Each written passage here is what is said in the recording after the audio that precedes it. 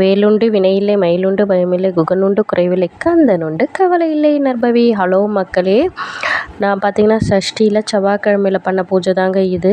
செவ்வாய் உரையில் தாங்க பண்ணேன். 8 to 9 நைட்டு தான் பண்ணேன். நான் ஷட்கோணம் பார்த்தீங்கன்னா கலர் கலராக தாங்க ஒரு கலர் கொடுத்துருப்பேன். ஏன்னு கேட்டிங்கன்னா சஷ்டி செவ்வாய்க்கிழமைன்றதுனால 6 முகங்களும் 6 கலரில் தெரியணுன்றது எனக்கு ஒரு எண்ணங்கள்லாம், அதனால தான் அப்படி பண்ணேன். இந்த விளக்கு பார்த்தீங்கன்னா கலர் அடிச்சுங்க. வாட்டர் பெயிண்ட் தான் பார்த்தீங்கன்னா நான் வந்து அடித்தேன். முன்னாலே செஞ்சுட்டாங்க. இப்போ பார்த்தீங்கன்னா திங்கட்கிழமை வந்து என்ன பண்ணேன், விளக்குங்களாம் நல்லா வாஷ் பண்ணிவிட்டு அதுக்கப்புறமா வந்து அதை வைப் பண்ணிட்டாங்க, தொடச்சிட்டேன். ஒரு நல்ல துணி போட்டு தொடச்சிட்டு அதுக்கப்புறம் பார்த்தீங்கன்னா ப்ரஷ்ஷில் எடுத்து அதை வந்து பெயிண்ட் பண்ணி காய வச்சுட்டாங்க.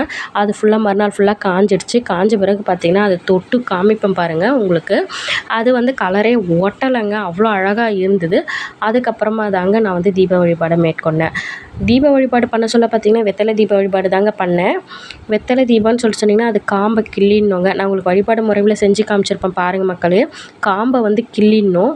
கிள்ளிட்டு என்ன பண்ணணும், இந்த அகலில் வந்து எண்ணெயும் திரியும் எடுத்து போட்டுக்கணுங்க. அதுக்கப்புறமா தான் அந்த ஒரு காம்பாக கிள்ளி அந்த அகலில் இருக்கிற எண்ணெயில் நாம் வந்து போடணும்.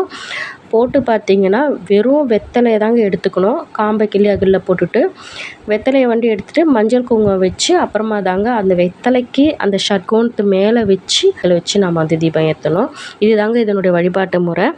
நான் உங்களுக்கு அதை அழகாக காமிச்சிருப்பேன் பாருங்கள் மக்களை, எப்படி ஏற்றணும்னு சொல்லிட்டு.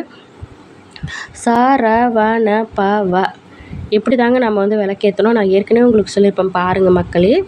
தீப வழிபாட்டு முறைன்றது இப்படி தான் நாம் செய்யணும். முருகப்பெருமானை நினைத்து வழிபடும் இந்த தீப வழிபாட்டு முறை தாங்க வெத்தலை தீபன்றது. வெற்றியை தரும் வெத்தலைன்னு சொல்லிட்டு சொல்லுவாங்க. நாம் எந்த காரியத்துக்காக நம்ம பாடுபடுறோமோ அதில் வெற்றி வேணும் அப்படின்னு சொல்லிட்டு நல்ல விஷயங்களுக்கு நீங்கள் வெற்றலை தீபம் போட்டிங்கன்னா கண்டிப்பாக முருகப்பெருமான் நமக்கு அந்த வெற்றியை தருவாருங்க.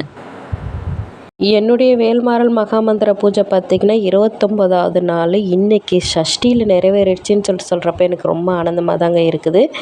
29 நாள் அந்த முருகப்பெருமான அருளால் தாங்க எனக்கு நிறைவேறிடுச்சின்னு சொல்லிட்டு கூட நான் சொல்லுவேன்.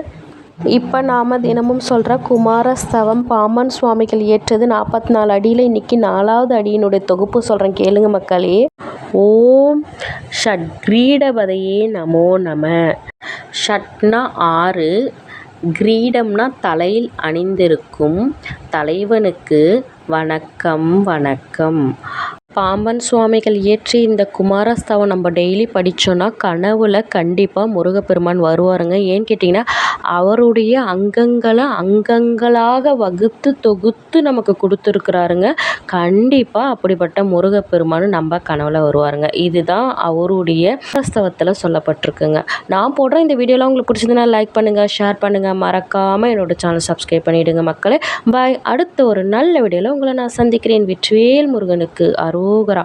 வேலும் மயிலும் சேவலும் துணை.